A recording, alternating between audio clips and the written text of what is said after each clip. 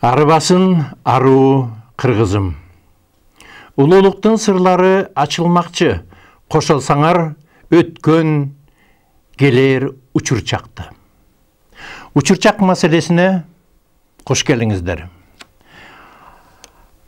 Ар кылымдарда, ар бир убактарда дегел адам пайда болгондон баштап аламдын нуру жерге тийип, жараткандын нуру адамдын жүрөгүн ээлеп алган. Бирок мына ошол өзүбүз түзүп алган жан дүйнө караңгылыгына бүгүн адамзат чүмкөлүп, жарыкты издеп келебиз. Кыйналып келебиз. Бүгүнкү күндүн абалы адамдын жан дүйнөсүнө бүлүк салып, ойготуп, ошол жарык кайда, жарыкты берген улуу кайда деген ойлор. Учурчак бул өткөн чактын жыйынтыгы жана келер чактын багыты. Учурчак бүгүн биз жашап жаткан учурчак. Өткөн мезгил адамзатта, табиятта, ааламда өткөн мезгил. Бир нече цивилизациялар келип кеткен бул дүйнөгө. Адамзат миллион жылдардан бери жашап келет. Акыркы биз жашап аткан цивилизацияга чейин дагы көп цивилизациялар бул жарык дүйнөдө, биздин жердештерибиз катары бул дүйнөдө жашап өткөн. Мына азыркы күндө дегеле бардык адамзат вирус оорусу, же болбосо таажы вирус деп айтып атышат, таажы тумоо деп айтып атышат. Мына ушундай нерселер менен табияттын туңгуюгуна келгени менен ар бир адам ойлоно баштады, ойгоно баштады, кандайдыр бир деңгээлде. Мына ушул маселелер боюнча, өткөн мезгил боюнча, келер чак боюнча, учурчак боюнча, аалам жөнүндө, адам жөнүндө, табият жөнүндө кеп кылмакчыбыз. Бүгүн урматтуу телегөрүүчү, бизде мейманда Медер Бишкек мырза, чыгыш илимдер, медицина илимдеринин адиси, тайцжы илиминин чебери. Медер мырза, кош келипсиз. Саыңыздарбы, көңүлдүү күнүңүздөр менен. Мынакей ушул жогоруда айтылган темалар менен сиз менен уруксат болсо мен сен деп эле сүйлөсөм кандай дейсиң? Жакшы болот эле. Мен себеби ушу телевизордо өтө эле маданияттуу болбой эле, турмушта кандай сүйлөшсөк, ошондой эле сен мен деп эле сүйлөшсөкпү дегеним. Эгерде сен десем, баягы сен десем сенейип калбай, сиз десем сүзүлүп калбай дегендейчи. Себеби турмушта кандай болсо ошондой сүйлөшкүн келет адам, жасалма эмес.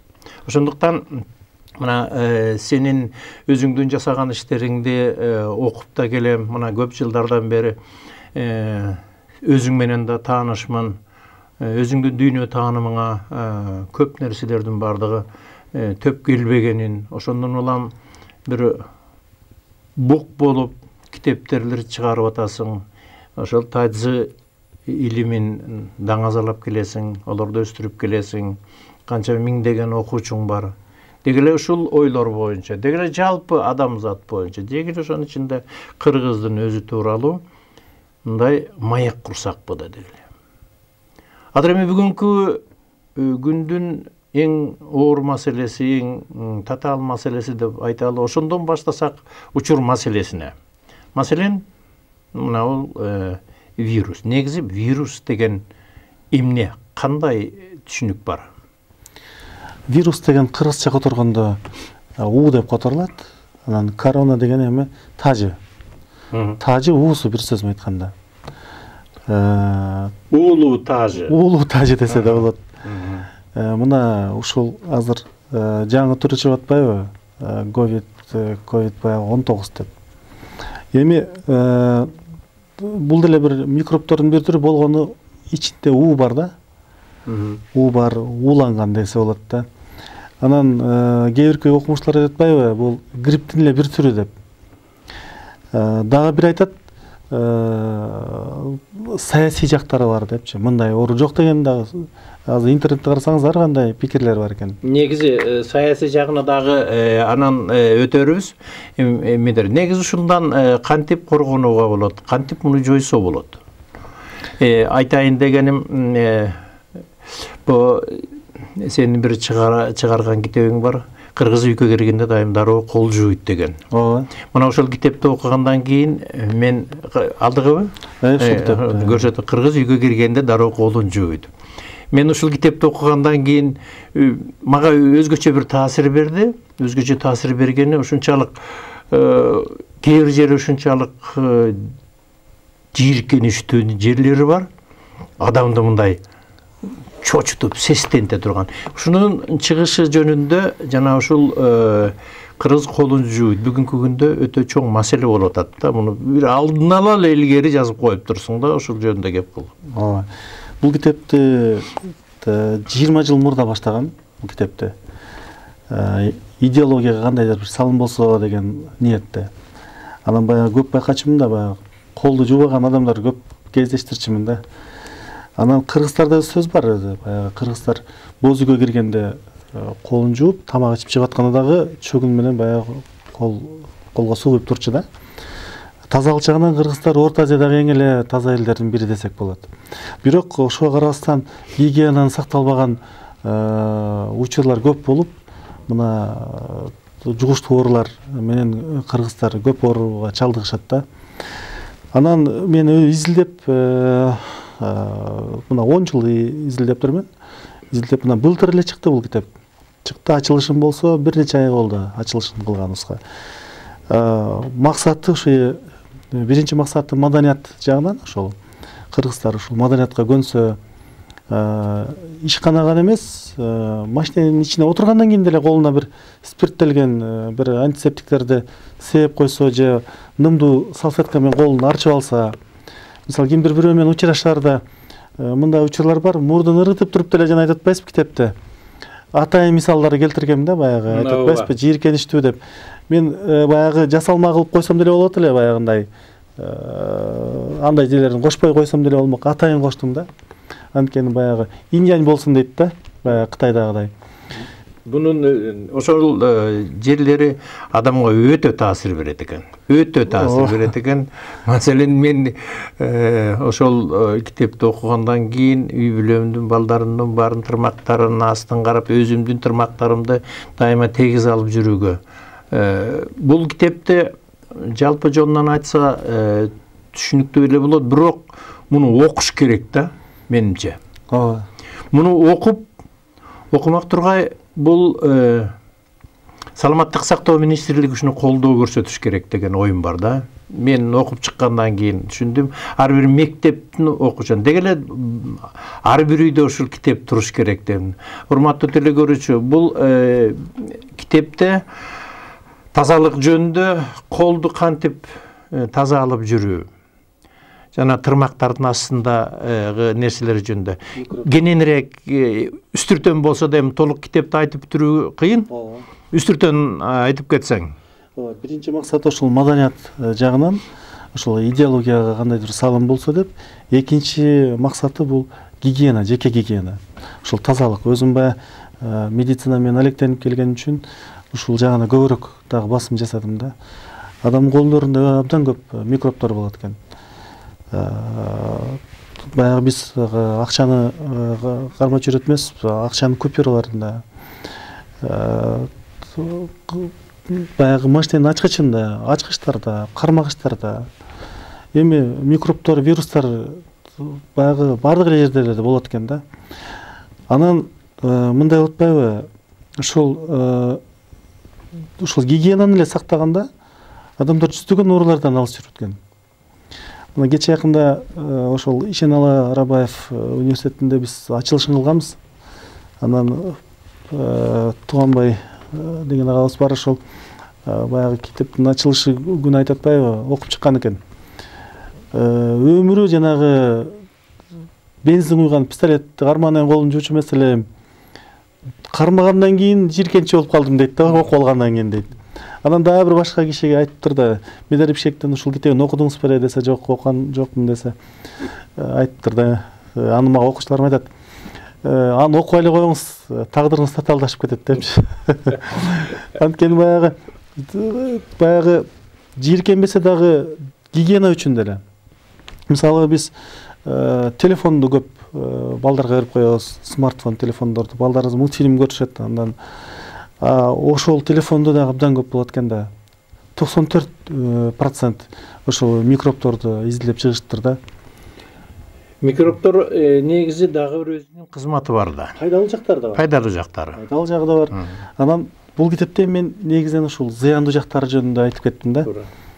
Ошол пайдалуу жактарын унчукпай эле коелу, алар өзүнүн пайдасын бере берсин.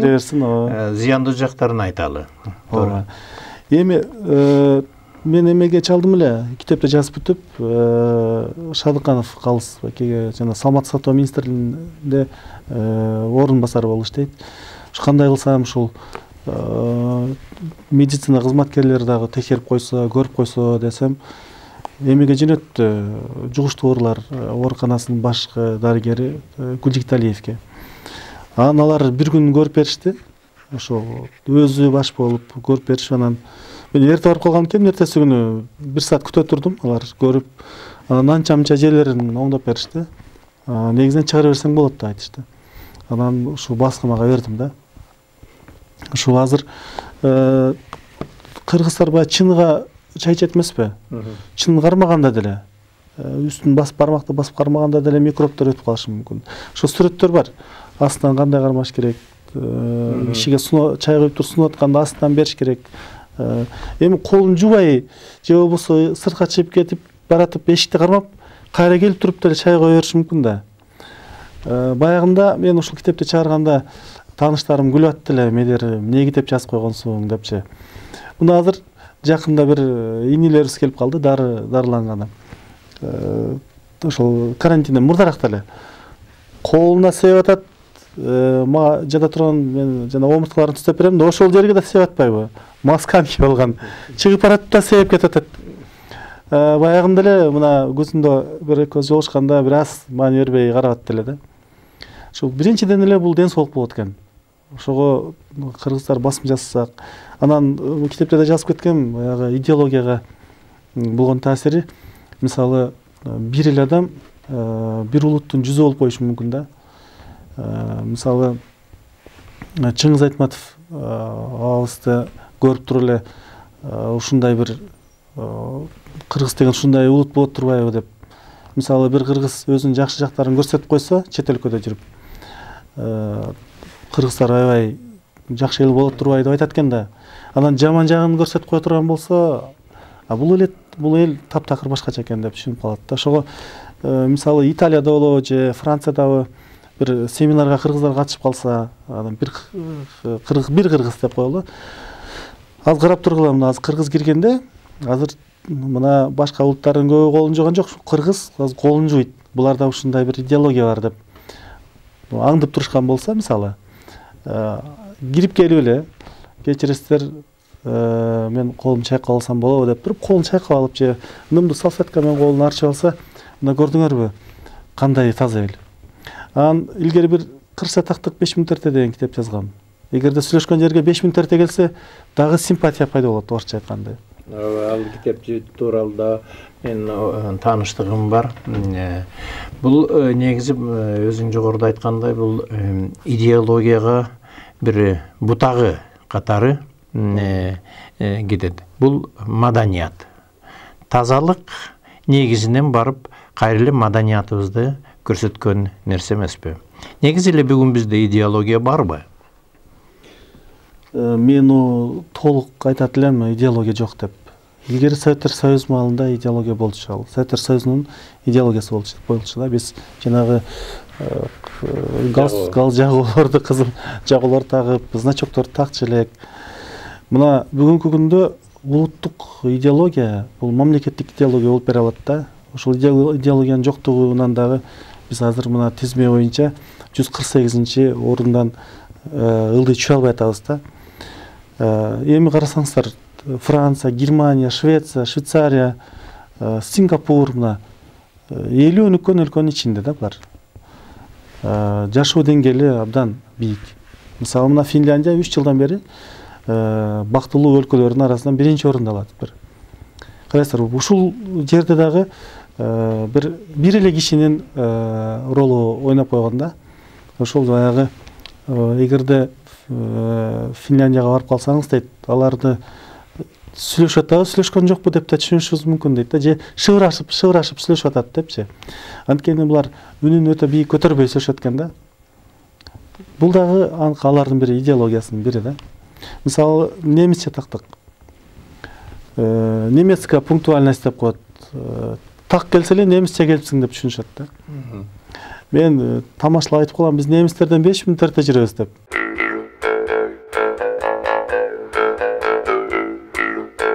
Негизи идеологияны түзгөн эмне? Бул улуттук аң сезим менен байланышат да, бул. Каада салт менен байланышат. Мисалы япондордо таптакыр бөлөкчө. Бизде мисалы таптакыр бөлөк. Ар бир элдин өзүнүн маданияты, тарыхы бар, каада салты бар. Ушул идеологияда мисалы бизде фундаменталдуу өзү негизи идеология бар. Өзү негизичи фундаменталдуу, бул абдан күчтүү. Бул манас. Болгон эле ушул чоң баягы фундаменталдуу бир программанын ичинен, ал эми программасын кошо турган болсок да, Манас атабыздын баягы тарыхы, жашоо өмүрү, кыргыз улутун сактап калуусу, территориянын кеңдиги Кыргыздын ошол убактагы. Негизи эле болгон эле ушул жерге кичинекей жанагы эрежелерди, конкреттүүлүктү киргизип коюш керек деп ойлойм да. Туура. Конкреттүүлүк бул кандай? Мисалы убагында кел деп айтса, убагында кандай? Мисалы 10 мүнөт убакытпы же мисалы 5ке кел десе 5-10 мүнөт өткөндө келемби же бул таптакыр абстрактуу да. 5 мүнөт эрте деген бул конкреттүү. Мына бул идеология жөнүндө кеп кылып атабыз. Идеологиянын негизинде мен өзүмдүн дүйнө таанымымда идеологиянын негизин өзөгүн түзгөн башатында бул кыргыздын өзүнүн менталитетин табуу. Менталитети. Айтат, эне сүтү ата каны менен келаткан үрп адаттар. Ошон бекеринен айтпайт экен, үрп адат, үрп эненин бала эмезгенде үрпү барго, ошол сүтү аркылуу адамдын, баланын канына, жанына, жан дүйнөсүнө, рухуна ошол мыйзамдары кошо кирүү, үрп адат. Манас жөнүндө туура айтып атасың. Манасты негизи зилдеп эле келебиз. Сен айткандай кээ бир нерселерин тактоо. Маселен, мындай жери бар да, Манастын ураны бар. Атадан калган мал барбы, аяңдай турган жан барбы депчи. Мына ушул эки эле сапты мындай чечмелегенге, маселен, атадан калган мал барбы, атадан бото калбасын, бата калсын деген сөз. Эмне үчүн ушуну жазбайбыз, ушуну ушинтип чечмелебейбиз? Атадан калган мал барбы деген бул ар бир үйдүн, ар бир адамдын өзүнүн көрө турган күнү бар дегендей. Эчкини жараттым, эчки жей турган эрменди жараттым дегендей. Атадан калган мал барбы дегенде кепиндин чөнтөгү жок деген кеп. Атадан калган мал барбы деген сөз бул дүйнө жалган экенин, кетерде алаканың ачып кетериңди. Ал эми аяңдай турган жан барбы? Бул жарык дүйнөгө келесиң, кетесиң. Алтындай башка бир өлүм, жигитке намыс, коюнго камыш дегеле ушинтип чечмелеп, ушул эки эле сапты чечмелеп, ошону мектеп сабактарына, Манасты менимче ушинтип түшүндүрүш керек деп. Бул эми мен кичине гана нерсесин айтып атам. Ушундай нерселер толтура айтылган, абдан туура айтып атасың. Манас бул өзүнчө идеология. Ошону системага салып, ошол нерсени бир чыгаруу мезгили жетип калган сыяктуу да. негизи идеологияны. Анан менталитеттен идеология пайда болот. Анан идеологиядан барып туруп анан конституция пайда болот. Биз болсо батыштын конституциясын алып алып, анан ошого кул болуп атабыз. Негизи өзүбүз жазып алып, өзүбүздүн каныбызда жок нерсе, жан дүйнөбүздө жок. Эненин үрпү менен келген эчтеке жок алардан. Биз ошону жаңылышып атканбыз. Негизи эле батыш идеологиясын айтып атасың, бул ушунун тегерегинде, бүгүнкү идеологиянын тегерегинде, батыштагы мыйзамдар жөнүндө ой жүгүртүүңдү уккум келет. Батыштан эми биз көп нерсени алсак болот. Чындап эле техника, илим, билим, искусство жагынан. Мына чыгышта адамдын аң сезим деңгээлин 3кө бөлөт да. Эң ылдыйкы деңгээли бул жанагы орусча айтканда баягы инстинкт же болбосо родоплеменной уровень сознания деп коет да. Бул жерде адам эпос, легендалар менен деген уруучулуктун, уруктун деңгээлинде эле ой жүгүртүп ошол деңгээлден көтөрүлө албайт да. Андан өйдөңкү ортоңку деңгээл бул интеллект. Интеллект деген демек илим, искусство, техника. Андан өйдө чыкканда жогорку аң сезим. Бул эми батыш эмес, бул чыгыш. Мына батыш элдери интеллектти колдонуп, мына илимий ачылыштарды кимдер кылды? Мына 99 деп элем, 95%-ын европалыктар баштап берди.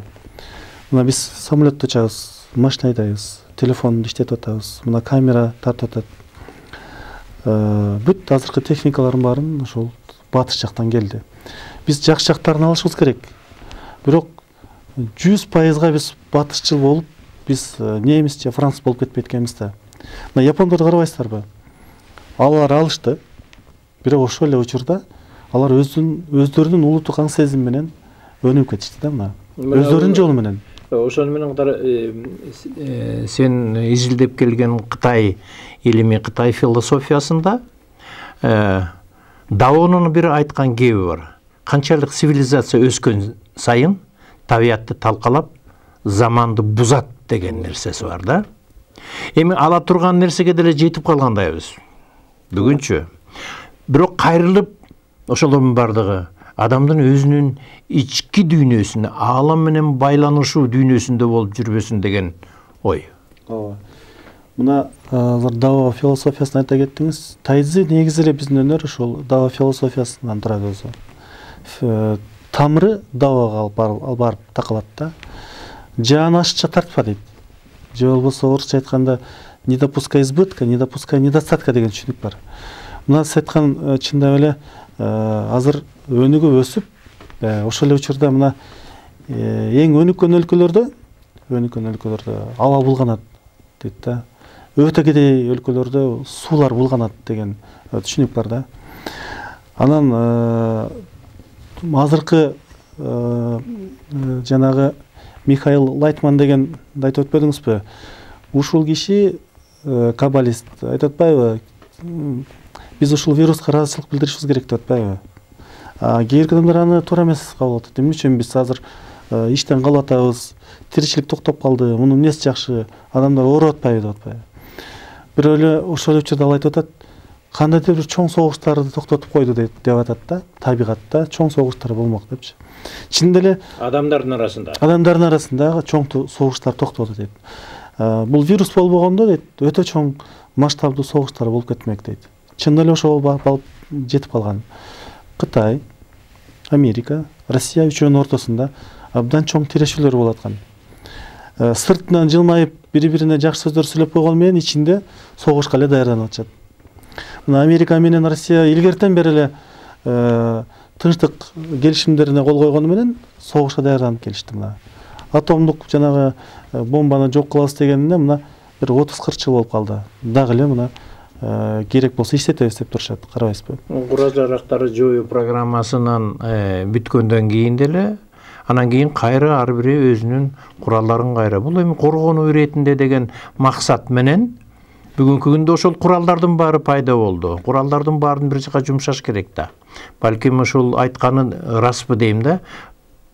Бомбаларды, согуш куралдарын чыгарды ар бир мамлекет. Ал эми тура бермек беле ушундай. Бирок алардын баарын сарапташ керек да кандайдыр бир. Ошол айтканында, Лайтмандын айтканында бир чындык бардай. Мына демократия. Демократия деген нерсе бизге келди. Ушул демократиянын тегерегинде ой жүгүртсөкпү дейм. Демократия деген эмне? Мен айтат элем да, ушул баягы демократия деп азыр ойго келген баарын айтуу экен, иштеги буктун баарын чыгара бериш керек, калганын кылыш керек деген бул мен туура эмес деп эсептейм да. Мына Сингапурдун негиздөөчүсү ошо өлкөсүн көтөргөн Ли Куан Ю ошол киши айтат да, башында булар реформа кылып аткан учурда өзүнүн санаалаштары менен отурганда сүйлөшөт да. Бизге кайсы керек, демократиябы же экономикалык көтөрүлүүбү деп айтат да. Анан экөөнүн бирөөнү тандашыбыз керек дейт. Анан булар экономиканы тандашат да, экономиканы көтөрүүнү. Мына Сингапурга барып, Европадагыдай болуп, бетине колуна бир нерселер тартып алып, кыйкырып же жипжалаңач болуп алып, көчөгө чыгып алгандайды кыла албайт. Мына бир америкалык киши Сингапурга барып, ошентип коомдук жайда кыйкырып, бакырып, өзүн баягы Европадагыдай сезип, Америкадагыдай бейбаштык кылып койгон экен. Ага жанагы гүл күмүштүү жери бар эмеспи? Шымын чечип туруп таяк менен чабышат да. Анан мен силердин гражданыңар эмесмин, мен арызданам деп адвокатын чакырып, анан Билл Клинтонго чейин жазат. Ошол убакта. Анан Билл Клинтон өзү Ли Куан Юга чыгып сураныптыр да. Ушул бизде таптакыр мыйзамдар бөлөкчө деп. Суранса, сиз эми ушунчалык суранып калдыңыз, мейли 50%га азыраак кылайлы деп, анан ошол эле баягы көчкө чапкан таяктын 50%ын азыраак кылып чаап коюштур. Экинчи Сингапурга келбейм деп кетиптир да, карабайсызбы? Көчөдө түкүргөнгө болбойт. $1000 төлөшөт. Анан бизде баягында бир учур болду, бир жаш жигит ак үйгө барып түкүрүп салбадыбы? Мен түшүнүп атам, ичинде кандайдыр бир бук болушу мүмкүн. Баягы бийлик структураларынын адамдарынача туура көп кемчиликтер болуп атпайбы? Бирок ошондо дагы ак үйдүн ичине түкүрбөш керек эле. Ал ак үй деген бул ал ошол жерде отурган кишилердики эмес да. Анан сырттагы адамдар ойлойт да, булар түкүрбөш керек дегенден кийин, демек түкүрбөй койгондо, түкүрбөй эле койгон бул жаман нерсе да, жаман адат. Анан атайын келип туруп болгондо да ак үйгө келип түкүрүп атпайбы? Сингапурда ар бир адам өзүн өзү сыйласа, көчөдө да түкүрбөгөнгө аракет кылыш керек да. Анан карабайсызбы? Жанагы майда эрежелер да, идеология өзү конкреттүү майда эрежелерден туруш керек да. Ошондон өгөт өнүгүүгө чоң мындай кандайдыр бир пайдалуу болот эле да.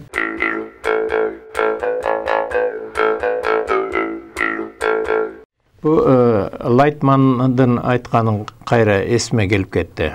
Ошол вируска ыраазычылык, рахмат деш керек деп. Жакында интернетте кыргыз бир аялдын өзүнүн айтканы өтө жайылды. Буга чейин адамдардын бардыгы ошол өзүнүн унутуп калганын, деги эле жашоонун баягы көбүнчө аялдары жөнүндө айтат, экиден кийим кийип, анан өзүнүн баягы сырткы дүйнөгө берилип кеткенинен мен ыраазымын деп кыйкырып айтып атат. Ыраазымын ошол деги эле келгенине, адамдардын оңолушуна, адамдардын өзгөрүшүнө. Эң негизгиси болуп аткан нерселердин бардыгы адамдардын жан дүйнөсүнүн өзгөрүшүнө. Жана берүүнүн башында айтпадымбы, адамдар өзүнүн жан дүйнөсүнө караңгылыкты түзүп алышып, бул 1 жыл эмес, 10 жыл эмес, 100 жыл, 1000 жылдан бери келаткан адамдын өзүнүн дүйнө таанымында акыры таптакыр эле жан дүйнөсү караңгы, тоңгуюк, нур чыкпай калды аламдан. Ошол нурду көрүш үчүн жасалып аткан нерсе да. Кыргызда мындай кеп бар, оомат менен доомат деген, эми жакшы билесиң го сен аны. Ошол бул эгиз балдардай дейт. Биринчиси ошол атасына доомат чуркап келет экен. Ооматты түртүп коюп. Бирок сөзсүз артынан эгиз оомат келет экен, дооматтын артында. Атасы дооматты тааныш керек. Атасы дооматты да тааныш керек, ооматты да тааныш керек. Эгиз балдарын жараткан дейли да, ошол таанып.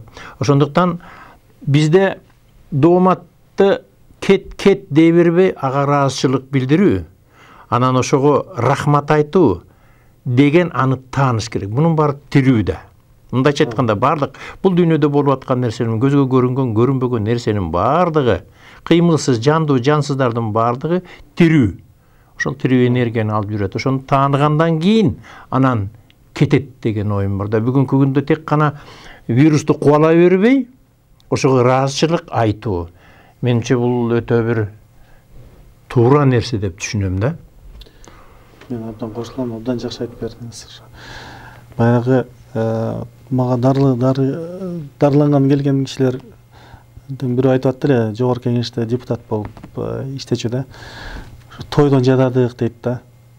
$3000 ар айда кетирем дейт да. $3000. Анан мен айтып атпаймынбы? Мен артта калып кетиптирмин депчи, баягы тойго барганда мен баягы аз эле акча салып коюп турбаймынбы депчи. Мен эми өтө сейрек барам. Анан жаш балдар айтат, 5000 сомдон топтойбуз дейт, бир 20 жаштагы бала, классташтар. Бирөө үйлөнсө же бир мероприятие болсо $5000 сомдон дейт. Мен булар өтө эле алдыга кетиптир депчи. Тиги депутатты карабайсызбы? $3000, анан айтат, бир досум бар дейт, ал $6000 кетип атат деп айтат. Эми элестеп көрүңүз, $6000 тойго барганда бир күндө мүмкүн 2 тойго барып калышы мүмкүн. Бир айда канча той барат? Мисалы, кечирип коесуз, бир айда $6000 болгондо 10 айда канча болуп калат ошо? $60,000 эме карасаңыздар эми. Негизи бирөө ошентип больницага жатып алды. Сенден массаж алып туруп, омурткаларын түзөтүп алып больницага жатам дейт. Эмнеге жатасыз сен? Профилактика, чынын айтсам дейт, тойдон чарчадым дейт, күнүгө эле той карабыз дейт. Анан тамак сени көргөн органдар деле уже болбой калды дейт. Анан сөз эме барыш керек, анан түнгө чейин отуруш керек дейт. Убакыттын баары ошондо. Караңыз, мен ол жерде суроо жооптордо бир мисал келтирип кеттим эле. Биздин жетекчилер, мамлекетти ойлогондор, мамлекетке ушунчалык баягы кызмат кылам дегендер менен түштүк кореялыктардын, өнүккөн өлкөдөгү мисалы Сингапур, мисалы Япондун жетекчилери убакытты кандай пайдаланат, биздин жетекчилер кандай пайдаланат. Салыштырганда мен эми тамаша иретинде бирок тийишип айтып өтүп кеттим да. Ташбакка жүргөндөй да биздин жетекчилердин жүрүшүчү. Мен эми өзүмдүн тааныштарым, агаларым бар. Мен кечирим сурайм, баягы катуу тийип калса, бирок чындык ал, өздөрү деле айтышат. Элестеп көрсөңүз, бир суткада 24 эле саат болсо, 8 саат жумуш. Түшкө чейин жумуш болот, кечип келет анда да. Анан приемга келгенде айталы бир министр деп коелу. Анын тайкеси келет, аяш атасы келет, балама жумуш таап бер деп. Аларды бар кетиңиз деп айта албайт да, кийин айрылып барыш керек да. Анан түштөн кийин ойлоно баштайт, телефон чала баштайт, тойго барыш керек дейт, келинчегине чалат, даярданып тур, тойго барабыз. Сөгүнөт ичинен. Анан ошентип атып тойго барат. Мына акыркы убактарда мына ар бир мындай көрүнүктүү ресторанга барса, сөз ошол жерде бир депутат же бир министр сөз отурган болот. Баягы кадыр, өзүнүн кадыр бартты көрсөтүш үчүн деле, мына менин тоюма ушул министр келди, депутат келди деп деле мактаныш үчүн деле ошол эптеп тырышып атып чакырат да туугандарын. Жашоонун баары бир жалган нерсеге айланып бараткандай да, жашоо өзү. Карабайсызбы? Мына эми тойлор токтоду азыр эми.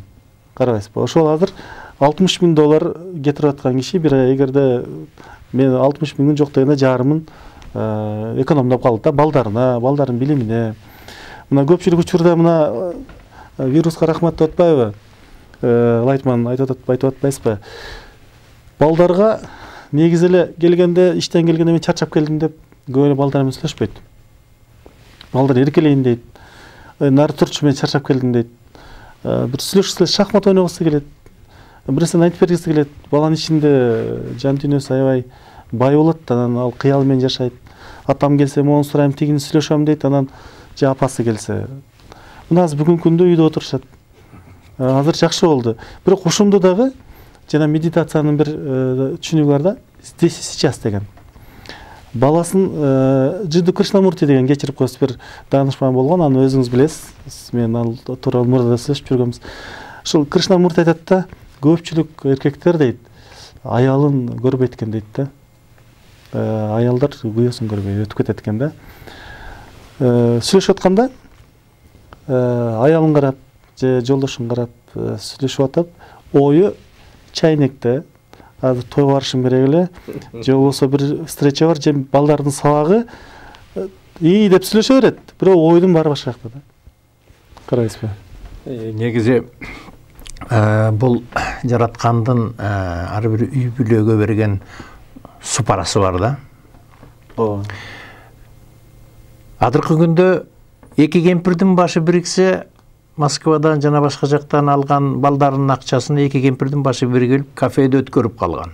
Отуруп, балам мындай болуптур. Анан неберем акча салыптыр.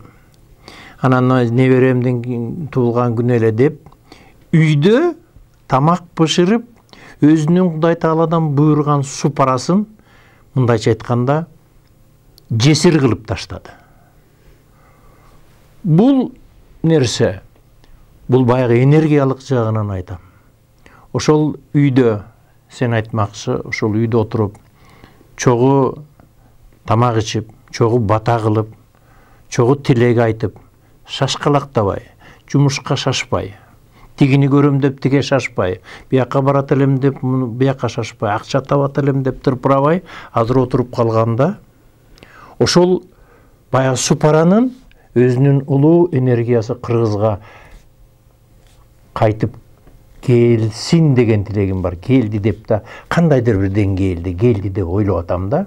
Ошондуктан бул ушул нерселерди су параны эч качан кыргыз унутпаш керек.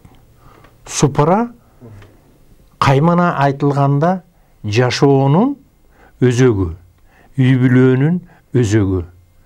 Бул жерде су парада, үйдө бала бакыра менен сен айтмакчы, бала бакаларын, балдарыңды көрүп, балдарыңдын канча жашка чыгып калганын көрүп дегендей. Кээ бир ушундай да жүрүп атпайбы? Ошол баягы колесого кирип алган тыйынчычкандай болуп эле чуркап токтой турган убакыт келди. Мына ушунун бардыгы адамзатты бир деңгээлге токтотуп ойлонто баштады. Мындан кийин кандай болот деп ойлойсуң? Ушундай ой жүгүртүүлөрдөн кийин. Бул кандайдыр деңгээлде баягы медитацияда бир стоп деген да бир техника бар. Бул мындай да.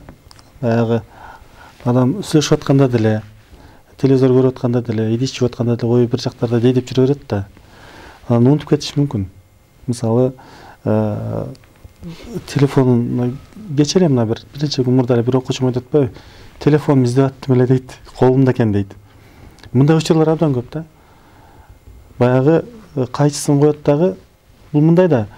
Телефонун эгерде коюп атканда, столго коеюн деп атканда, ою башка жакта болуп калат.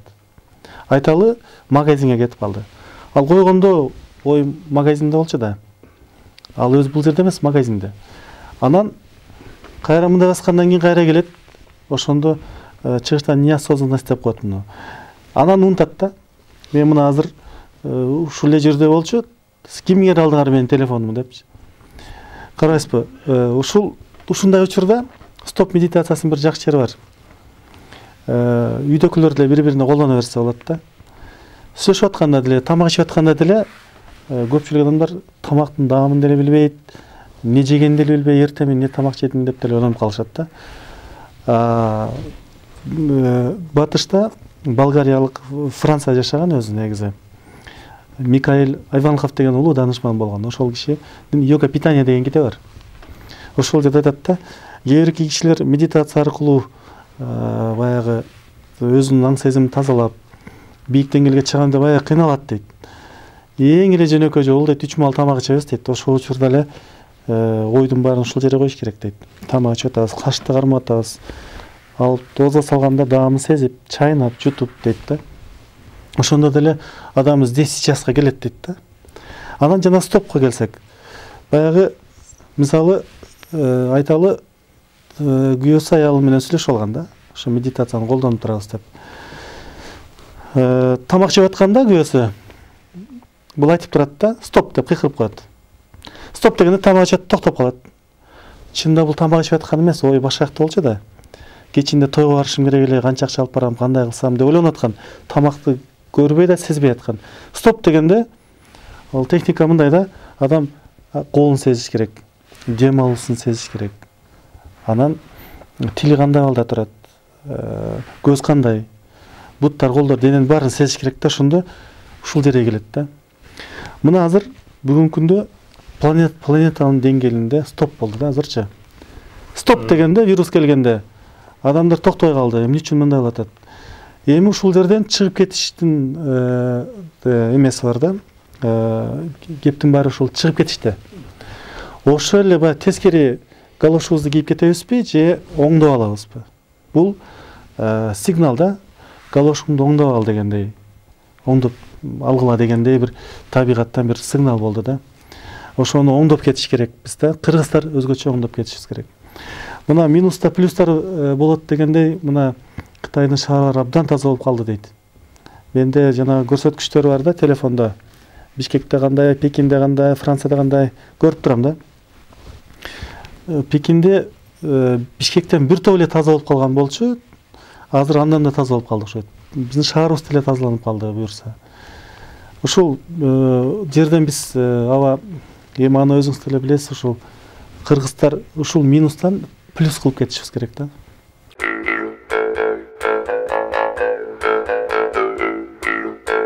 Жогоруда айтылгандай, адамдын бир нерсени салып унутуп, анан башка нерсени жасап калуу, же болбосо муну телефонду унутуп калуу деп атасың. Бүгүнкү күндө ааламдан адамзатка жаңы программалар келип атат.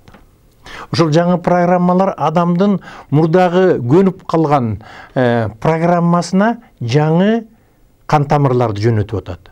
Мына ошону сиңире албай, адамдар жанагы адашуулар болуп калат. Бул бүгүнкү күндө өзгөчө. Адамдар эс тутумун жоготкондор бүгүнкү күндө өтө көп дүйнө боюнча. Мында карап көрсөңүз, маалыматтарды кайра-кайрап көрсөңүз деп сиз деп сүйлөп атат. Бул деле жакшы. Ошол маалыматтарга караганда адамдын эс тутумун жоготуп, өзлөрүн билбей калып, убактылуу кайра пайда болуп аткан. Бул өтө ааламдагы улуу жаңы мыйзам. Ар бир доор алмашканда жаңы мыйзам кирет адамзатка. Энергетика түрүндө, акыл эс түрүндө, маалымат түрүндө жаңы доорлорго. Мына көпчүлүгүбүз азыр жерде жашаган адамдардын бардыгы 20-кылымдын мыйзамы менен жашап аткандайбыз. Өткөн доордун себеби жаңы доор өзүн азыр жерди курчап алган мээрим доору, сүйүү доору дейбизби? Мына ошону курчап алды. А бизде болсо баягы жок, алган алат экен, жулган жулат экен. Ооба, баары эле ушинтип жашап атпайбы? Тиги деле ушинтип жашап өтпөдүбү? Тиги эле бай болбоду? Эми болуптур, тияка кубулуп кетиптир, эми тигинтип кетиптир. Бирок баары эле ушинтип жашап атпайбы? Мурдагы доор. Азыркы доор андай эмес. Азыр башка. Ошол өзүнүн талабын сөзсүз түрдө адамга берип атат. Мына бул вирус дейбиз, вирус. Маселен, вирус кайдан чыкты? Ким чыгарды деп интернетте толтура жүрөт. Негизи ал эч кимди кызыктырбаш керек.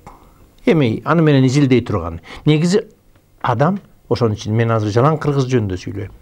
Кыргыз ошонун себебин, Кудайдын буйругу жок, кумурсканын буту сынбайт. Бул нерсе ошол бирөөнү эбеп, себеп кылып ошону чыгарды. Бирөөнү эбеп себеп. Ал жакшы, анан жаман, туура эмес дегендин өзү туура эмес. Ошондуктан бул жараткандан келген адамга берген сыноо, адамга берген аныктай турган, өзүң айткандай, андан кийинки баса турган багытына түздөп басып кетеби же түздөбөй басып кетеби деген нерсе. Ошондуктан буну териштирип, кыргыз териштирген эмес. Бүгүнкүсүнө тобо, бүгүнкүсүнө каниет, эртеңкисин Кудайым берет деп. Мына ушул нерселердин бардыгын биздин кыргыз унутуп калган үчүн ушундай нерселер болуп атат. Мына дүйнө элин, адамзатты азыр интернетте көп жүрөт го, бирөөлөр башкарат деген. бирөөлөр башкарганы эбирилерден көрөт, комитет трехсоттон көрөт, мировое правительство, мировая элита дегендерден көрүшөт да. Ушул боюнча сөз уласак. Мен деле көп угам. Ошол интернетте чындап эле көбөйүп кетти. Баягындай бир тайный обществолор башкарат экен. Дагы бир Джон Кеннедини ошолор өлтүргөн депчи. Эми бул дагы эле ушул да, баягы альянс деп коет. Альянс, жоопкерчиликтүүлүктү бирөөдөн күтөбүз да, бирөөгө беребиз да. Руханий жолдогу адам 100%га өзү жоопкерчиликти алат да. Ошодон башталат өзүнүн руханий жолу. Бир таанышым анекдот айтып берди эле. Баягы такыба, мындай намаз окуган жакшы таанышым. Айтат атпайбы, шайтан баласын тарбиялап атыптыр дейт. Балам 2 буттуу жаныбар болот. Адам деген ошодон абайлагын, алыстап өт дептир да. Анткени өзү кылат дагы же арак ичет, же туура эмес жолго барат да, аны шайтан кылды деп бизден көрөт. Алсыраак жүр депчи, карабайсызбы? Шайтан дагы карабайсызбы? Кандай айтып атат? Жоопкерчиликтүү баягы адам өзүн албаганын бул мындай айтканда кыйтып түшүндүрүп атат да. Биз өзүбүзгө 100%га жоопкерчиликти алышыбыз керек да. Мисалы, кимдир бир эртең менен эрте турганга биз дегенде ар бир адам деп. Ар бир адам. Эртең менен эрте ойгонгон адам бирөө кеч ойгонот. Мисалы, бирөө ичимдикке берилет, бирөө тамеки тартат. Анан адамдын өзүндө Алла Таалам баягы Кудай эркти адамдын өзүнө берген да, бул бардык эле диндерде бар. Руханий, философиялык окуулардын баарында айтылат, эрк адамдын өзүндө болот депчи. Демек, эгер эрк өзүбүздө болгондон кийин, эң чоң курал өзүбүздө болгондон кийин, биз эмне үчүн кимдир бирөөгө кандайдыр бир жашыруун баягындай коомдун мүчөлөрү, эгер алар чындап болсо, аларга биз тагдырыбызда алардын колунун эмне үчүн биз карматышыбыз керек. Мына ушулар карап отурат деп эле, мына бир убактарда Израилди айтайлы, Израилди баягы айтып калдыңыз, еврейлер деп. Булар 2000 жыл күтүшүптүр да.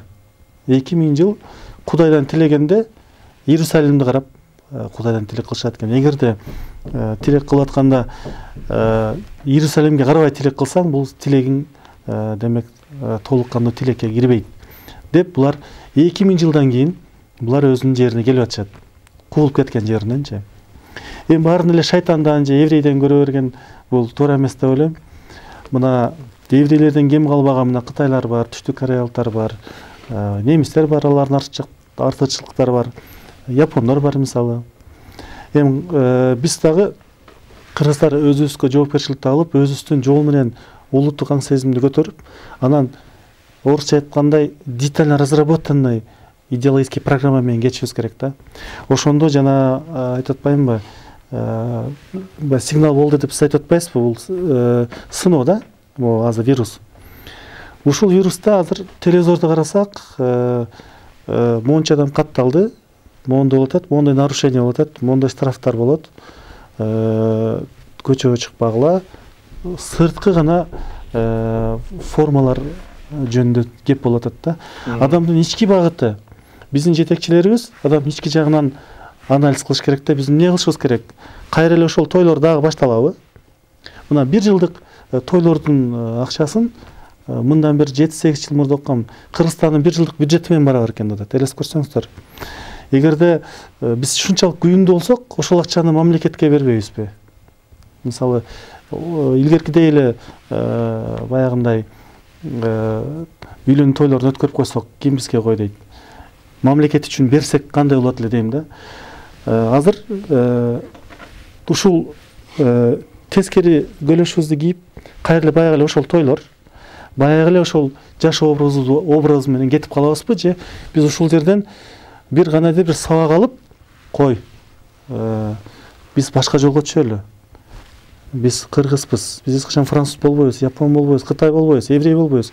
Биз өзүбүздүн жан дүйнөбүз бөлөк. Бир убактарда мына Россиянын 90% жерин кыргыздар ээлеп турган. Бул тарыхый фактылар абдан көп. Ошондой чоң территорияны кармап, бийлик кылып, жүздөгөн жыл кармап турган ушундай чоң империяны кармаган улут эми бүгүнкү күндө Кытайдан акча сурап, арабтардан акча сурап, мисалы мен кээде намыстанып да кетем. Биздин баягы отоп салган чөбүздү өстүрө албаган арабтардан биз азыр акча сурап атабыз да. Эми тилемчи болбой, колдон келишинче биз өзүбүздүн ичибиздеги байлык бар да, ошол потенциалды колдонуп, илгерки потенциалды колдонуп туруп, биз өйдө көтөрүлүп кетишибиз керек да. Бир мындай бир икая бар да. Bir арсланын баласы жоголуп кетет джунглиде. Жоголуп кетип, анан койлор оттоп жүрүп кошуп алат. Арслан ойлойт да, мен чөйрөм окшойт деп, кичинекей баягы арсланын баласы билбейт да, койлор менен аралашып жүрө берет. Ошентип жүрүп, арслан чоңоет. Чоңоюп килейген арслан болот да, бирок чөп жеп, койлор менен жашап жүрө берет. Bir gün sırttan başka bir arslan görüp kalat dağı. Bul taң калыштуу, бул койлор менен кантип жүрөт дейт да. Койлор жебейби бул? Кандай бул? Койлор эле чочубайт экен дейт. Анан мындайраак, жакыныраак келип, бери басчы деп чакырат. Сен кимсиң десе, мен коймун дейт. Сен койсуң десе, ооба мен коймун, мен өмүр бою кой болчумун дейт. Сен арслансың десе, жок, мен өмүр бою кой болчумун дейт. Жүр бери деп, ээрчитип келет дагы, көлгө алып келет. Карачы дейт. Караса, сен койго окшош турасың, карачы десе, аябай чоң килейген чоң арстан көрүп таң калат. Эми кыйкырчы дейт. Кыйкырганда баягы койлордун баары качып кетет. Мына көрдүңбү, сен баягы жаныбарлардын падышасысың деп, ошо баягы арстан айткандан кийин тиги арслан өзүнүн жашоосу менен, өзүнүн табияты менен жашап калыптыр. Кыргыздар азыр ушул притчадагы арстанда койлордун арасында жүргөн арсланбыз. Ошол биз өзүбүздү ачып, биз арслан окшоп кыйкырып, арслан экенибизди билишибиз керек. Бул демек эмне? Ошондой чоң территорияны кайрадан басып алуу эмес. Ушул эле турган өлкөбүздү экономика жактан, маданият жагынан болобу, искусство жагынан болобу. Мына 21-чи кылымда мына биз негизи дүйнөлүк цивилизацияга биз салым кошо албадык да, техника жагынан деле, искусство жагынан деле. Мисалы Моцарттай музыкант чыккан жок бизден. Генри Фордтой адам чыккан жок. Марк Цукербергдей эч кандай бир ушундай таланттуу адамдарыбыз дүйнөлүк масштабта чыга албай атат. Эми ушул азыркы сыноодо биздин жетекчилер, окумуштуулар, бул жерде падышаны эле карап отурбай, биздин илимпоздор, окумуштуулар абдан катуу иштеш керек. Руханий адамдарыбыз жакшы иштеш керек. Мына сиздей, мына азыр сиз айтып атасыз, мына сиздерден биз угушубуз керек, кеңеш алышыбыз керек. Сиздерди угушубуз керек аба. Ушул жерден трамплинден биз секирик жасап кетишибиз керек да. Биз 21-чи кылымда биз орусча айтканда погода кылышыбыз керек, экономика жактан, техника жактан, компьютердик технология жактан, искусство жактан, спорт жагынан баарынан биз ушул жакка өтүшүбүз керек. Өтө терең маселе. Тереңдеги ары жана сөзүбүздүн башында кыргыздын эмне байлыгы бар? Моцартыбыз жок, Ньютонубуз жок, деп жана көп нерселер жок. Бирок ошол элдердин манасы жок да. Ооба. Бул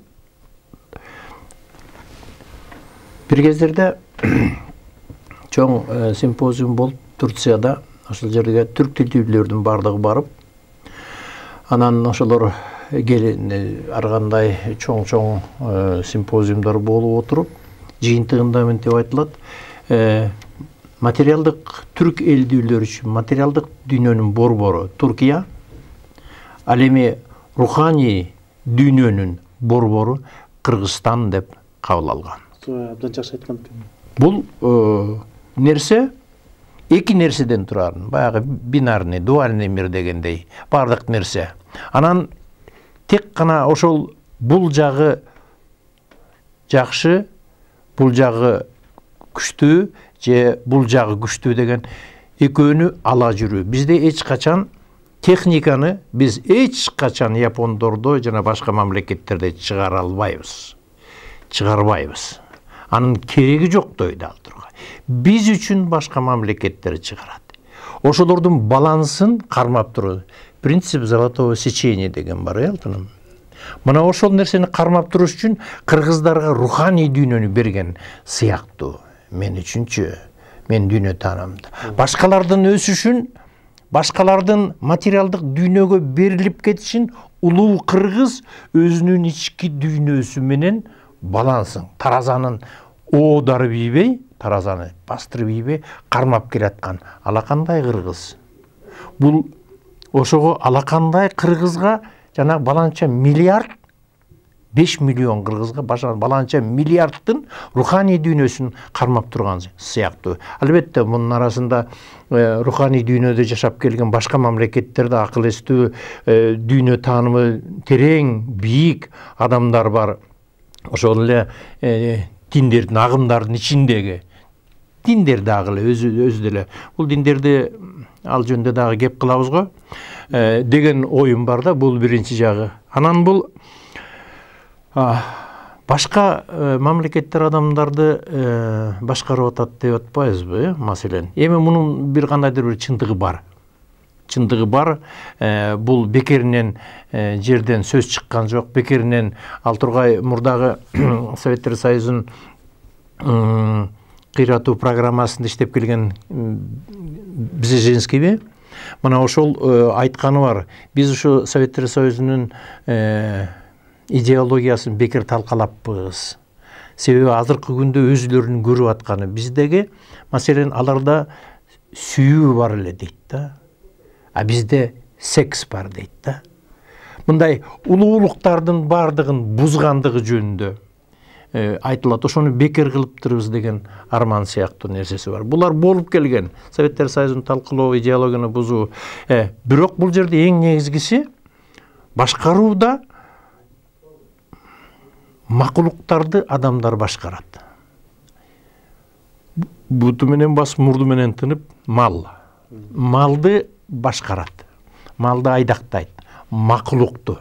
Жана сен айтып аткан адам өзүнүн ордун табыш керек деп атпайсыңбы? Ошол адам болуп, адамдын өзүнүн ким экенин, бул Кудай жараткан экенин.